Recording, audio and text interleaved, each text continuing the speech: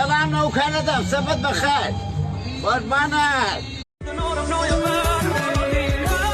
حرف نزن نماز باطل شما نماز خودتم که باطل. ترکیب پرسپولیس هم اومده که خب مثل بازی قبلی الکسی گوندوز توی دروازه قرار گرفته، فرشاد فرجی و کنعانی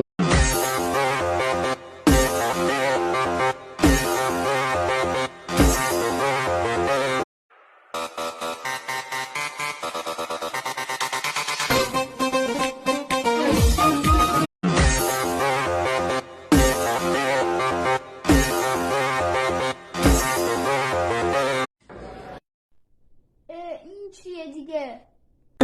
سرنگ کوچیک نداشتیم، ریختم تو سرنگ بزرگ. اصلا آقا رضا بیا آقا رضا بدو آقا رضا بدو بیا اینجا بدو آقا رضا 10 بار دیدم 11 بار خندیدم.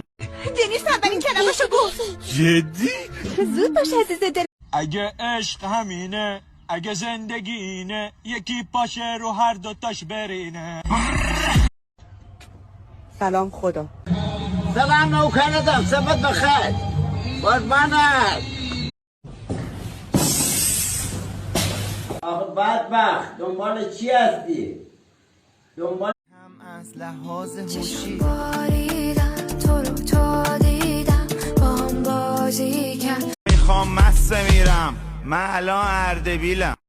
اینجا اردبیل موش یخ زده میبینی؟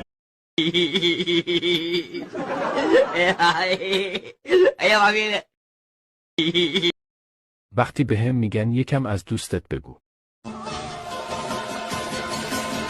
یک گاوی هست وضعیت رفیقم وقتی با موتورش دور میزنه و یهویی چند تا دختر میبینه و جوگیر. وقتی رضا میگه من اصلا مست نمیشم. 3 پیک بعد بفرست به هرچی. وقتی به من میگن پسر خالتو تعریف کن من همان لحظه بفرست به پسر خالت. آخه بدبخت دنبال چی هستی؟ دنبال